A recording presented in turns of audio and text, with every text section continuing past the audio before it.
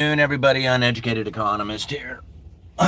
So in today's video, we are going to be talking about the Federal Reserve's dilemma. This, of course, is them being forced into having to cut interest rates in order to support the weakening labor market, while at the same time creating an inflationary scenario that seems to be running persistently above their 2% target. And now this is repeated over and over and over again through the mainstream media. And I don't know how many articles and different interviews that I have seen that really just pretty much talks in this direction, never really ever deviating away from any other thought other than that of the Federal Reserve is forced to cut because of the weak labor market, and at the same time creating an inflationary scenario. And this is the dilemma that the Federal Reserve now faces. And very few people have taken it into consideration that even if they were to cut interest rates, that's not necessarily a stimulating effect. It's less restriction. Very few people talk about that in the articles that I read or anything else out there that I hear. Cutting interest rates will be stimulating. And I'm thinking cutting interest rates is not necessarily a stimulating effect.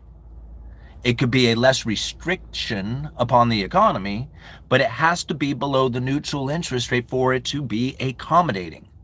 Many people just think automatically lowering interest rates is stimulating effect to the economy, and it's a less restriction. That's important to understand. And then on top of it all, the Federal Reserve, I do not believe, is trying to get to a 2% target. Now, they state they're going for a 2% over the long run, the 2% goal, right? The 2% expectation locked in at 2%, right? Or the inflation expectation locked in at 2%, all these things that they have stated. But never once in the history of time has the Federal Reserve ever been able to maintain a 2% inflation rate. I don't know why anybody would think that they can do it going into the future. They've never been able to do it in the past. So when it comes to understanding that the Federal Reserve is looking to have a 2% inflation expectation that is locked in, and averaging 2% over time, having a 2% long run objective, it doesn't necessarily mean that they are going to get it to 2%. They've never been able to do it in the past, and I don't think they can do it into the future. Can they be at 2% at times with inflation? Sure. But maintaining 2% inflation is not a real thing. It doesn't work that way. It never has, and it never will. Right? However, every single economist out there on TV and out there on the internet and everything else seems to think that that's what they can do and they're going to do that. And it's just like, it's delusional thinking. They can't do it that way. And then as far as the labor market goes, and although they do have a dual mandate of low inflation with stable prices, which really I don't know if we're that far off from low inflation with stable prices, considering what we had experienced in the past. The low inflation environment, even though it's at 3%, does have a long-term average of around 2%. If you consider the fact that the quantitative easing programs of all the money printing back in the day of the expansion of the balance sheet failed to produce an inflationary scenario for the Federal Reserve, even at zero interest rate policy. So this delusional idea, again, that comes up that says if the Fed lowers rates, it's going to be stimulating, causing inflation into the environment. And I'm thinking there is really nothing over the recent history that has proven that to be the case. Severing of the supply chain at the same time, creating supply and demand imbalances, handing out actual stimulating packages that are checks right into the people's pockets so they can go out there and start consuming. Now, these are different aspects to the economy that are not taking place right now. There is no real reason to think that the lowering of interest rates, even to zero, would cause an inflationary pressure. I mean, if you just go back and look at, the quantitative easing programs of 1, 2, 3, and 4. So now when we look at it in a different fashion, just look at it differently from the Federal Reserve, not that concerned about unemployment rising because it's still historically low and it is something to keep an eye on, but being forced to do something about it at this time, I don't know if that's necessarily the case. There's been many times in history where unemployment was much higher than it is today. And then as far as the inflationary scenario, again, is it really that bad considering their long-term goals? What is the Fed really trying to do? Get to neutral. They're trying to get the Fed funds rate to be neither accommodating nor restricting the economy. It's just right. They don't know exactly where neutral is.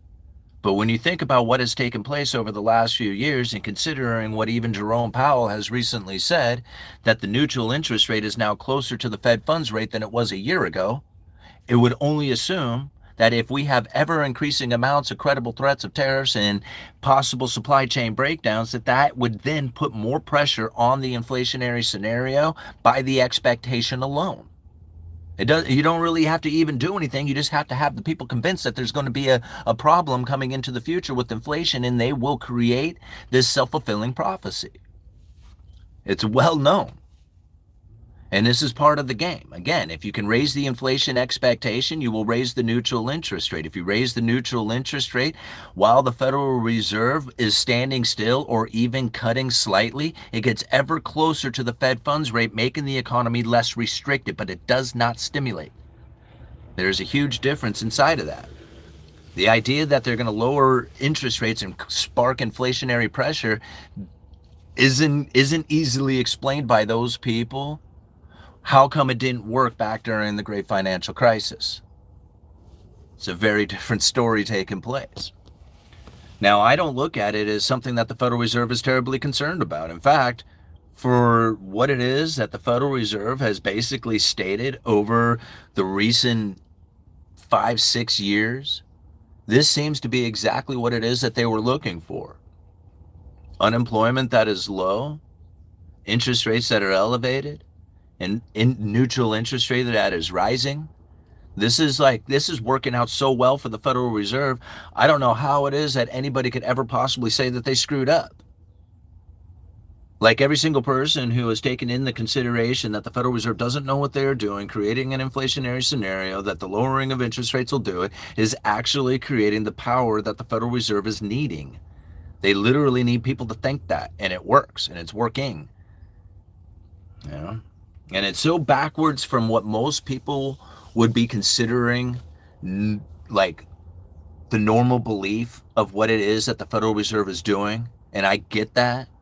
And I get also that I'm just some dude sitting in an old Suburban who's breaking this stuff down, and there's no real reason why anybody would ever want to give me any kind of real credit, considering I don't have a business in finance. I never went to school for this stuff. I don't have family inheritance. I don't have anything else going on like that, but I do have access to those speeches. I have access to those speeches where they were delivering messages to each other about what it is that they were planning and strategizing for their monetary policy, taking it into consideration that they had things like a make-up strategy, literally a strategy to make up for the fact that they failed to achieve the 2% target over the previous 10 years. They had a whole strategy set up for it, where they were going to be delivering messages through music videos and social media posts and all kinds of like places that most people would never ever hear about inflation, because they are not focused in on what's going on with monetary policy or what's going on with the Federal Reserve, because they have better things going on in their life. They had to literally force feed the message directly into those people, and then COVID hit and it made the whole makeup strategy irrelevant. They sat around going, oh man, that whole plan that we had, just go ahead and put it away, man. We don't need that thing. Look at what COVID's doing. Just sit back. Just let it go, man. Just let it happen. Sever the supply chain. Here's a bunch of, stimulus packages. Go out there and spend that money, clear out the shelves, and don't go to work. Don't manufacture. Don't distribute. And then tell me what's going to happen with prices if you have that sort of supply-demand imbalance. Right? Inflationary pressures that's going to come from it. Totally worked for the Fed. Everything that took place over the last 5 years was working so well for the Federal Reserve that everybody thought they screwed up because they had no idea that that's what they were trying to do. Like, most people think that the Fed is not trying to have an inflationary scenario. They think that the inflationary scenario scares the Fed. It doesn't. Deflation scares the hell out of the Fed. Just go back and read the speech, Deflation and How to Prevent It from Occurring Here, given by Ben Bernanke in 2002. It describes all the events that we are experiencing now. Like, he knew quantitative tightening quantitative easing from the great financial crisis was going to be taking place. He straight up said it right up in the speech. When the lower bound of zero creates a situation in which that no more downward adjustment of interest rates can then spark aggregate demand, the Fed would essentially be out of ammo. But he said that's okay. They got other tools. And he goes on and describes a gold machine, this hypothetical gold machine, delivering a message. So what did the Fed do to try and stimulate the economy? They put out zero interest rate policy, and they promised to stay at zero interest rates for the foreseeable future. That sort of message being delivered out there to the markets sparked the aggregate demand that they were looking for to be resulting into the economy, and it wasn't even enough. Okay? John Williams comes out with a speech in 2018 talking about monetary policy for a low neutral interest rate world and how it is that they have to create an inflationary scenario, and they were desperate for it. Desperate for it. The problem they needed to solve those days, what he said back in 2018, the problem we need to solve these days is the risk of inflation that is persistently too low rather than too high. Here it is. Got inflation persistently too high, and all these people out there pointing the finger at the Fed saying they screwed up. Look at this, they're causing this inflation. They don't know what they're doing, all that other stuff. And I'm thinking to myself, did you guys happen to read the speech where they wanted you guys to feel that and think that? So that it could save their monetary policy by getting the neutral interest rate off the lower bound of zero? Or the zero interest rates on the neutral level, having that elevated then has the Fed funds rate in a position in which that they actually have regained their ammunition. Right? The pain that people experienced literally saved the rich in the banking system. The most painful experience came to those at the end of the line, the people who could afford it the least. You think that an inflationary scenario hurts the rich?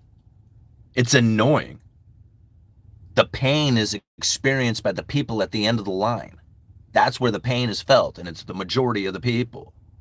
Because most people live in a way that they have a paycheck to paycheck living, and every single month that the prices go up, that pain is experienced by those people. There's very little doubt that the Fed knew that that was going to be happening, because Jerome Powell said it was going to happen in 2020 in his speech, talking about and letting inflation run extra hot, extra long for an extended period of time. And he knew it was going to be. He even said it in there. People might find it counterintuitive that the Fed would want to push up inflation. He even said people would think that they can't. But, however, without it, man, in the broader economy, we face some serious pain. So what we're going to have to do is cause pain and misery to the average everyday person out there who's living paycheck to paycheck in order to save the entire system. That's what he said. Man. Then to think that they screwed up by creating an inflation or having too much money printing and all the other stuff that went with it. And I'm thinking, whoa, wait a minute here. Just a few years ago, before the inflation took off, Jerome Powell said in a speech that everybody will find it counterintuitive that the Fed would want to push up inflation. However, if they do, and that it would cause pain and misery to the lower income households. However, if they didn't do it, the entire broader system would collapse or fail or have issues. I don't know how he exactly stated. I don't have the speech in front of me. But that's ultimately what he was saying, right? And now here we are, right? Trying to push it along a little bit further. As people think that the Federal Reserve is screwed up, don't know what they're doing, in a dilemma, have like misstepped or whatever it is that they want to do, I'm thinking to myself, no, they're getting closer to that neutral rate. Whether the neutral interest rate rises or they step it down, that's what they're going towards. They're not in a stimulating environment. I mean, it's stimulating for the top 20% of household incomes because they see their assets go up. They see their, the yield on their capital investments go up. They see that happening. But for the average everyday person out there, which is really important for most people, it's a painful experience that we're going through, and it's going to continue to go through because there's really nothing that they can do to change what it is that's happening out here. Nor do they want to. That's the saddest part about it. People are thinking, oh man, if they could just do something to get rid of this inflation. And it's like, that's not the intent. The intent is to raise the inflation, or is to raise the neutral interest rate. The best way to do it is with elevated inflation expectations. That's the intent. If they lower rate, if there wasn't an environment, I keep saying they try because it sounds too conspiratorial when I say that. If there wasn't an environment that gave them the ability to have elevated interest rates, which also has within the market's perception elevated inflation to raise the neutral interest rate, they would be stuck at the lower bound of zero and they would be failing. They're not failing. They have elevated interest rates and the neutral interest rate is rising. That is them succeeding. Every time that neutral interest rate goes up or they step it down, they get closer to neutral, but that's not a stimulating effect until they lower it below neutral. Super important to understand. Because everybody else is going to tell you differently. They're going to tell you as soon as the Fed cuts rates, that's some sort of stimulating effect, and that's incorrect. That is not what's happening. And for most people to understand that the Federal Reserve is also in a position in which that they are trying to spark aggregate demand or slow aggregate demand down. You think you have, right now we have this resilient consumer, you look at all these people, all these economists, it was like, wow, it's just absolutely incredible how it is that this American, economy just seems to be just chugging along, like sluggish in areas, but still a resilient consumer. It's just quite amazing. Like, how is it like, oh, that must be just the wonderfulness of the American economy. It's just like, no, what you have is a concentration of wealth to the top 20% of household incomes that are doing better than 70% of the consumption. The bottom 80% of the people who are suffering and are very loud and very vocal and very noticeable are not part of this game anymore. They are not the ones who are going to increase aggregate demand or consumption or however you want to look at it. It's not for them anymore because that used to come when they would have low unemployment. Low unemployment meant more people working. More people working meant more people buying stuff, and more people buying stuff created the inflationary scenario for the Federal Reserve. Now it don't work. Obama administration all the way through the first Trump administration, historically low unemployment and no inflation. Right? Historically low unemployment and no inflation. That doesn't work in the same fashion anymore. The people at the end of the line are not the ones who are the consumers anymore. It's the top 20% of household incomes. They're the ones who do most of the consumption. So if they are trying to create or have an active economy, the only people who are really participating are the people at the top. Everybody else is flipping burgers and driving trucks and just making it all kind of work. But we're not part of the system as far as increasing our aggregate demand that would then have like the economy functioning in a way that people would be like, wow, this is a strong economy. That comes from production and savings. That we don't have a producing saving economy. We have a debtor consumer economy, and people who are closest to the debt, they're the ones who take most advantage of the money, taking advantage of the money. And a lot of people who then take out the debt go with one or two directions with it. They buy cash flowing assets, or they put themselves into a luxurious experience that they then have to work ever increasing amounts for in order to pay back. Again, separating the two. All right? Some people go off into assets, other people go off into luxurious debt experience, consumer debt. Some people don't have any choice. They're just trying to live, All right, 193 people watching. Thank you so much for joining in on today's live stream. I am going to go for like another 5 minutes and then I got to call it quits. All right, USA has plenty of wealth. It really does. Are you hiring? Need job. Perceived wealth. Really it is. It's about beliefs in the system, and you are not selling that, so you are the problem. At Wick Livion? Huh. What did Wick say? Alright. I'm wondering if there was American economy, then why American economy can't sustain itself. It's not a matter of being able to sustain itself. It's a matter of understanding how the cycle works.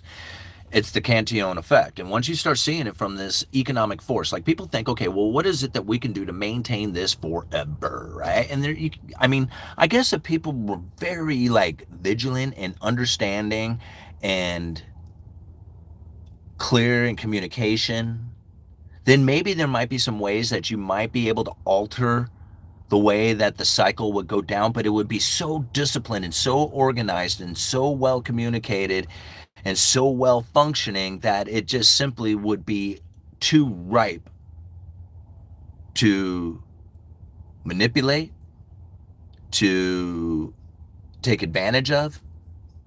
It would just human nature would kick in and would just disassemble itself. So no, there's no way of fixing it. There's no way of dealing with it. Not even if you had 100% disciplined people and it wouldn't work, right? Because there's just too much corruption within the mindset.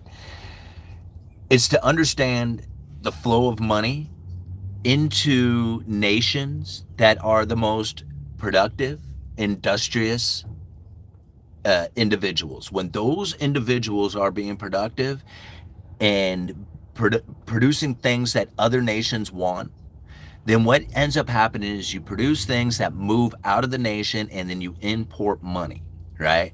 Now, that is how the Cantillon effect how a nation through the Cantillon effect ends up building up their standard of living and having this higher, great living and, whatever, just advancements. People look at that and say, oh man, this is sustainable, but it's not. Right? That's not a sustainable system, because what ends up happening is that as you start to increase your standard of living, because you have been exporting all this stuff, importing the money, and then spending that money on a higher standard of living, what you are doing is you are moving into a luxurious experience. Think about it. You went from living in a crappy little house to having this one big beautiful house, or multiple houses. You went from driving a shitty car to having a really nice car. You went from all these things to increasing because you have increased your money. The moment that you start to increase that standard of living, things begin to break down in the fact that you are going to create the inequality, right?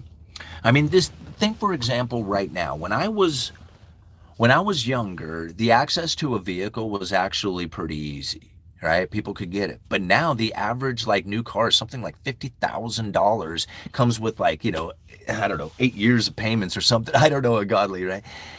But the point being is that the only people who can get it are the people at the top. Like if you were going to go out there and buy a car with cash, you would have to have a lot of money to do it. Otherwise, you're going to have to leverage it way out there into the future. And immediately, as soon as you buy it doing that, you're going to have a depreciating asset. I mean, it's depreciating as soon as you buy it anyhow. But this is the point being about it, is that it's a super luxurious experience now, when before it wasn't that much of a luxurious experience. Was it? Sure, but you had to have a job, and with a job you could get a car. Now with a job, the chances of getting a new car are a lot less than they were just a few years ago, and it's getting worse and worse as we go into the future. This is the separation between the rich and the poor. The reason why cars are $50,000 is because the people who are buying cars are the luxurious buyers. And that's how much they spend, $50,000 or more, and it's going to go up from there. And pretty soon people are going to be like, how is it that anybody could even afford a car? Well, how is it that anybody afford a house? There was a time they used to be able to afford a house. Same thing. It's going to keep going into the future just like this. These luxurious experiences that people think, oh no, man, I'm entitled to a house and food and cars and all this other stuff. You're absolutely not. I don't know where anybody got off on that delusional thought, but you are not entitled to any of that stuff. The fact that it is now only available to the most wealthiest of people out there is another sign of the Cantillon effect that has taken place, to understand that you have to be able to produce the real assets. And I think that is probably the key to it. Like we were listening to Greenspan say it the other day, that they can promise out any payment to any length, to any degree of size as you want, doesn't matter. However, they cannot guarantee the purchasing power of that money. What Alan Greenspan was saying is that if you are not producing the real assets, then you are not going to be able to do any kind of creative financing that is going to have a purchasing power that is going to provide people with that of what it is that is going to be the standard of living that they are approving of. Food, shelter, electricity, all that other stuff. If you are not the producer of real assets, then you have to do financial creativity, do some sort of pressure out there in order to get the real assets from other nations to flow into your country. That's the situation we're in. Gosh, this was a lot of fun, guys. I wish I could keep going. All right, what time is it? Yeah, but I got just A few more minutes. Okay. It's because the dollar is in a bubble, man. All right. How is it so many, including homeboy here, can't see that we are at war? Dun, dun, dun. Huh, hey, right out there, at war. Dum dum. Here's the problem. I'm going to leave you with this, brother, is that if you see nothing but war and chaos and failure and deterioration around you, I guarantee you that's the sort of existence you were going to have. I know, because that's the one that I had. I thought for sure the New World Order was after me, and I proved it in every case. I knew for a fact that there was no way that anybody could ever possibly succeed, not in this day and age, not with the way things are going down. They hold you down on purpose, and there is no way that anybody is ever going to be able to accomplish anything in their life. And then I thought to myself, well, geez, I guess I must be the only one that thinks that, because I'm now witnessing people out here who are doing exactly the opposite of what it is that I'm saying people can't do. I wonder who the problem is. Just saying. All right. I looked out there and I thought to myself, there's no way, but then there's people right there who are doing it. Maybe I should change the way that I'm thinking and looking at this world, because there is plenty of opportunities, and I don't care if there is chaos and misery and all kinds of stuff that's taking place. I can't control any of it. I can't control anything that takes place inside of this world. The only thing I can control is the decisions and the behavior and the meaning that I give all of it. How it is that I conduct myself, that is the only thing that I am in control of. And if I want to look at this world like I'm at war, then what would you think that I'm going to expect to get from that? Right? But if I look at this world as a rewarding place that's full of abundance, and I can have my pick of whatever it is that I want to do with my life, what do you think is available for me? Right? Like, you look at it any way you want, man. But, for me, I looked at it in a horrible light for the longest time and wondered why my life was so deteriorated. And the moment that I decided that I was going to start looking at things differently, everything changed around. Weird. Alright. With all his wisdom, Yui never mentions Israel. I don't get into politics. I don't get into any. In fact, that's not true. That's simply not true. Right? I have brought it up, and I brought it up in a way that a lot of people actually jumped on me for. But I made my statement about it. Right? I made my statement about it, and I let it go. Because I have my own decisions to make, and if you want to take in the conspiratorial mindset of what it is that's happening out there within this banking system and stuff, I actually set myself away from that banking system, and I look at it as something that's different from me. Most people interpret the banking system as them, their money, and it's not that money, that fiat currency money system stuff. Man, that's me playing in their game. I understand that. I understand that anytime I show up for work and I'm collecting my paycheck and I'm got my W-2 and I'm doing the taxes and I'm doing all the things with it, I'm playing in their game. At any given time, that game can be over, and I'll be like, man, I thought I was winning at their game. So much for that. Well, good thing I understood that it was just a game and that I have other things going on, because that game is not my entire life. I conduct myself with that being separated from me. And most people have no idea how to do that. They don't even know how to think they can't even fathom the idea of separating themselves from government, separating themselves from the banking system, separating themselves from the dollar, looking at it as if it's something that is separate from them, right? It isn't there to protect me. It isn't there to protect my purchasing power. None of that stuff. Right? I have no expectations of any of those things.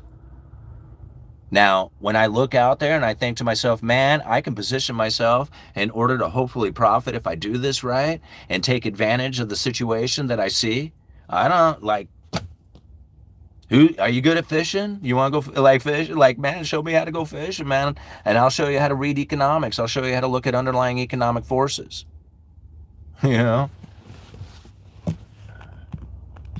All right, don't worry, Joey. They'll pass a budget to get them more funding. All right, you guys are awesome. Information is the greatest commodity on earth, and the man right here gives awesome information. Thank you, sir. Well, thank you, little Mia Moo, the Shih Tzu, the Shih Tzu. How do you say the Shih Tzu? Shih Tzu. Anyway, thank you so much. Long time watcher of the channel. I really appreciate it, and I really appreciate everybody who joins in on these live streams. We do them just about daily here at the right around the lunchtime, 11 to noon or so, West Coast time. And you know, when we break this stuff down regularly, like when I look at these articles and I think to myself, man, this stuff is coming out regularly, the same story, the narrative, right? The narrative is being told. And I'm thinking to myself, man, this is not the way that I see the Federal Reserve conducting themselves and the strategy that they have taken. These people who are trying to communicate what it is that they feel the Federal Reserve is attempting to do is literally like playing the propagandized information delivery into the people's belief system in order to give the power to the Federal Reserve. I mean, I cannot explain it any clearer than that. I don't know.